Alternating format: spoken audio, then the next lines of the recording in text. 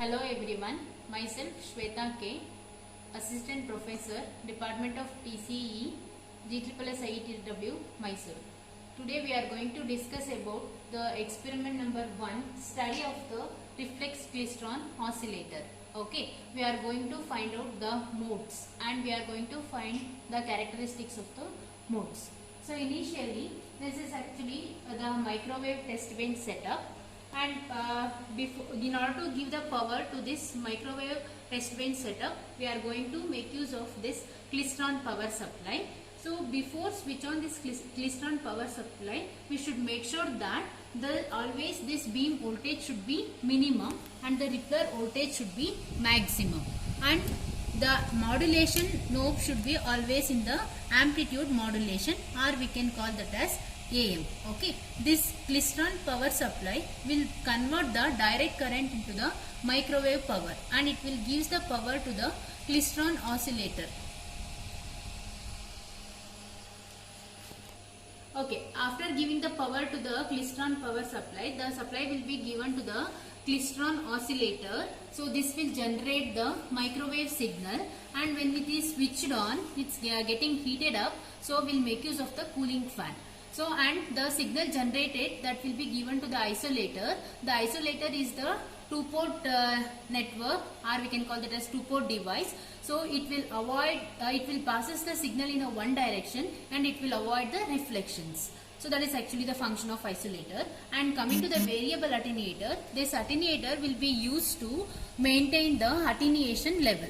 So, and the next setup is actually the frequency meter. So this will be operated in the resonant cavity in order to find out the dip frequency or the frequency of the microwave signal. We are going to make use of this frequency meter, and this always, whatever the frequency we are going to measure, it will be in the gigahertz. Okay, next setup is actually, next component is actually the slotted line carriage. So slotted line carriage is used to find out the standing wave ratio by measuring the maximum voltage as well as the minimum voltage. And the next one is actually the detector mount, or we can call that as the crystal detector. So in order to make use of the demodulation of the signal, or we can call that as in order to receive the microwave signals, so we are going to connect the probe to the, from the detector, probe will be connected to the CRO. Okay, and this is the CRO in order to observe the modes of the different modes of the Klystron. So this is the CRO. In order to observe the microwave signals with the different modes, we are going to make use of this cathode ray oscilloscope.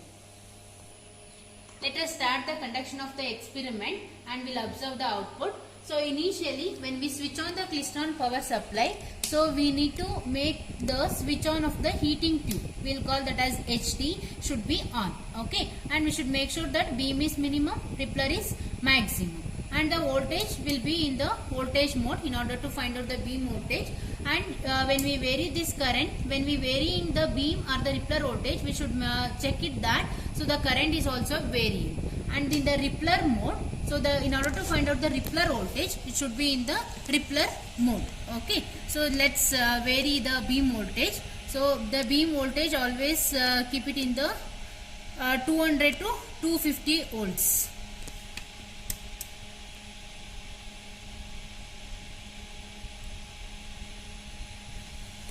So I kept it in the 230 volts. So then I'll check with the current. The current is also increasing. So next we'll vary the Rippler voltage.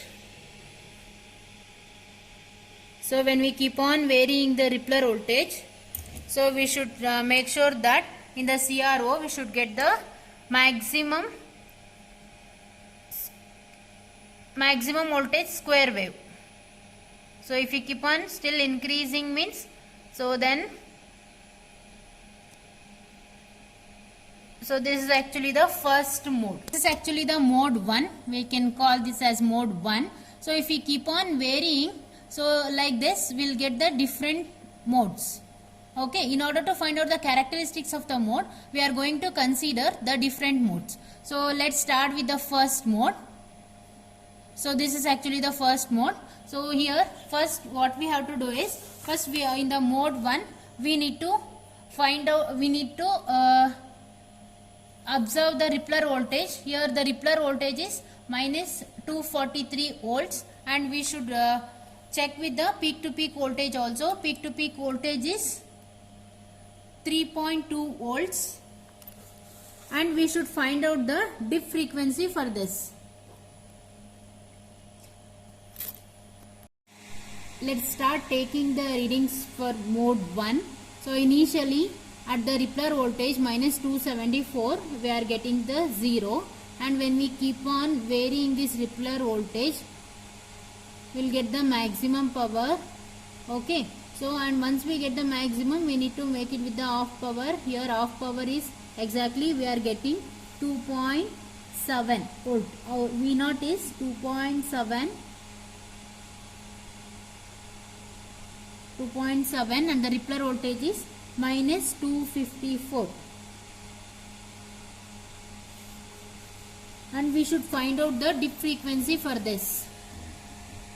So when we vary this frequency meter we will get the dip frequency.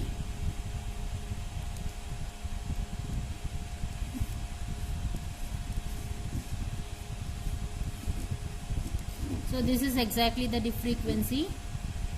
So here the dip frequency is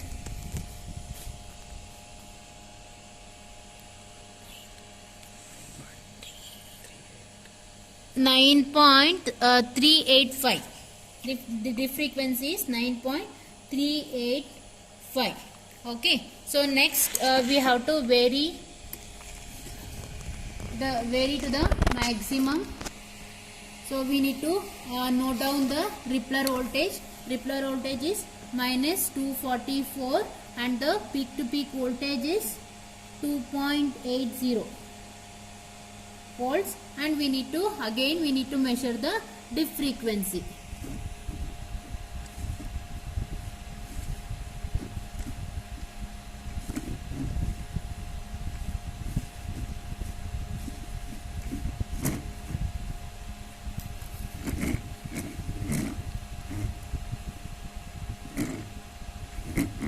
So this is exactly the dip frequency. Okay, the dip frequency here is 9.37. 9.37 is the dip frequency. So again we need to vary this Rippler voltage. So we will get half of this.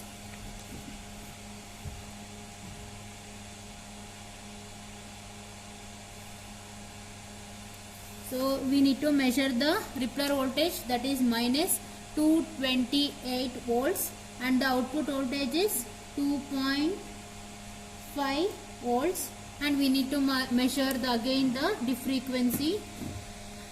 So this is exactly the dip frequency. So here the dip frequency is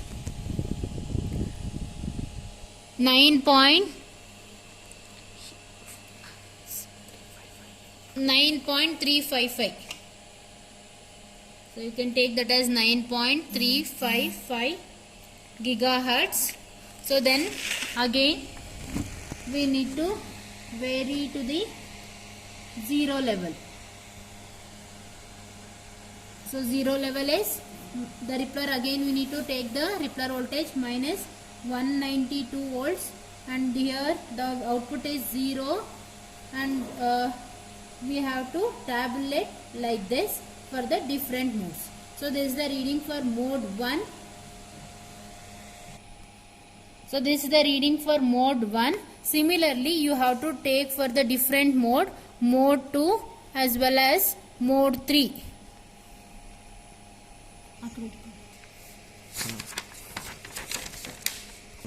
You need to take the readings like this for mode 1, mode 2, mode 3.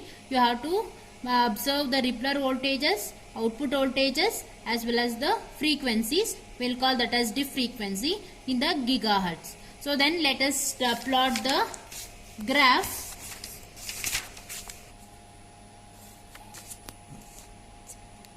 So let us plot the graph. So the graph you should plot in the two ways. that the two graphs you have to plot, that is the output voltage versus the Rippler voltage and the Rippler voltage versus frequency. So you will get whatever the readings you are getting. So if you plot this, you will get the waveform like this, or the graph you will get it like this. You have to find out, you have to calculate the transit time. So transit time will be abbreviated as T. T is equal to N plus 3 by 4 divided by F naught. N is the number of modes and F naught is the operating frequency. So for the one particular mode, what exactly the maximum voltage we are getting at that particular frequency, we will call that as operating frequency. So let's find out the transit time for different modes. For the mode 1, N will be taken as 1. So T is equal to 1 plus 3 by 4 divided by the operating frequency 9.081 gigahertz. Then we have to find out, we'll get the value, transit time. Okay. Similarly, for the mode 2, T is equal to 2 plus 3 by 4 divided by 9. So for the mode 2 also, T is equal to 2 plus 3 by 4 divided by 9.081 gigahertz. You will get the value for the transit time for mode 2. Similarly, for mode 3, transit time, mode 3, 3 plus 3 by 4 divided by the operating frequency 9.081 gigahertz. You will get the value. When you calculate, you will get the value. So this is exactly the calculation with respect to the study of the reflex Klystron oscillator mode characteristics.